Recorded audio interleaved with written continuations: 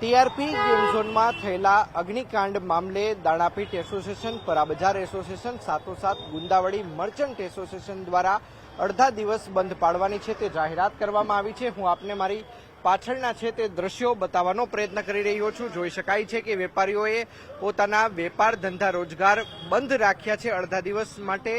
તમામ વેપાર ધંધા રોજગાર છે તે બંધ રહેશે। સેક્રેટરી મહેશભાઈ આપણી સાથે છે। મહેશભાઈ, શું કહેશો? ખાસ કરીને ધંધા રોજગાર બંધ રાખવાનો નિર્ણય શા માટે લેવામાં આવ્યો છે?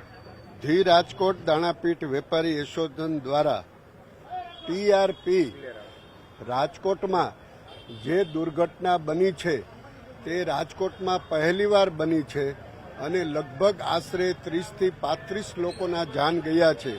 ત્યારે તેઓની સંવેદનાની સાથે દાણાપીઠ એસોસિએશન જોડાયેલું છે। એટલે પોતાના કરોડો રૂપિયાના ધંધા રોજગાર અડધો દિવસ બંધ રાખી અને સંવેદના બતાવવા માટે તેઓ દરેક વેપારીઓએ સ્વેચ્છાએ પોતાની રીતે દરેક દુકાનો બંધ રાખી અને કરોડો રૂપિયાનો વ્યવહાર ઠપ હોવા છતાં પણ સંવેદના બતાવી છે। ચોક્કસ તો સંવેદના બતાવવામાં આવી છે। વેપારી આપણી સાથે છે, શું કહેશો? આજરોજ વેપાર ધંધા બંધ રાખવામાં આવ્યા છે। વેપાર ધંધા તો ચોક્કસ અમે લાગણીથી બંધ રાખ્યા છે, પણ અમારી સંવેદનશીલ સરકારને એક નમ્ર અરજ છે કે આવા ગંભીર પ્રકારના કેસીસ બહુ ટાઈમથી બને છે, તક્ષશિલા હોસ્પિટલમાં, બધી જગ્યાએ।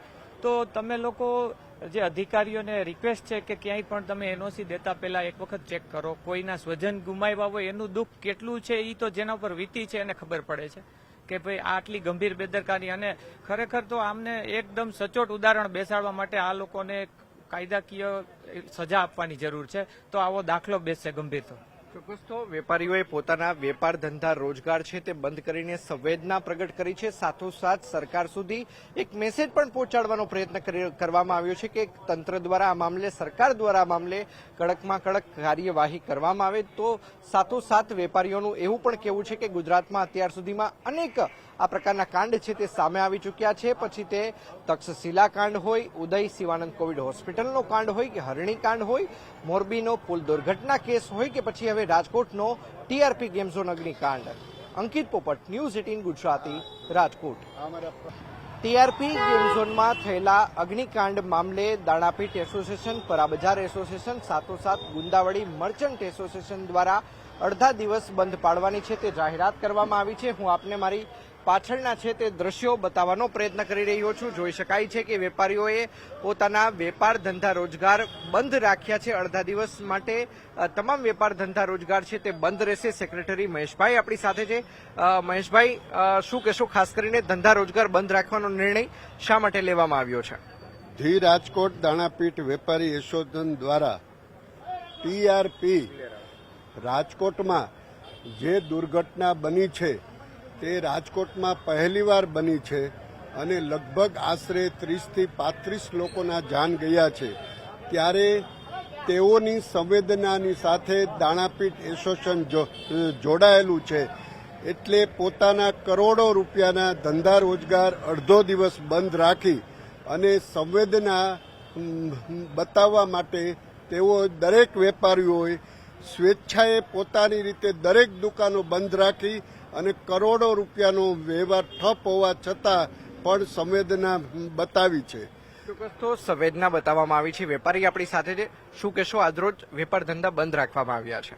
વેપાર ધંધા તો ચોક્કસ અમે લાગણીથી બંધ રાખ્યા છે, પણ અમારી સંવેદનશીલ સરકારને એક નમ્ર અરજ છે કે આવા ગંભીર પ્રકારના કેસીસ બહુ ટાઈમથી બને છે, તક્ષશિલા હોસ્પિટલમાં, બધી જગ્યાએ।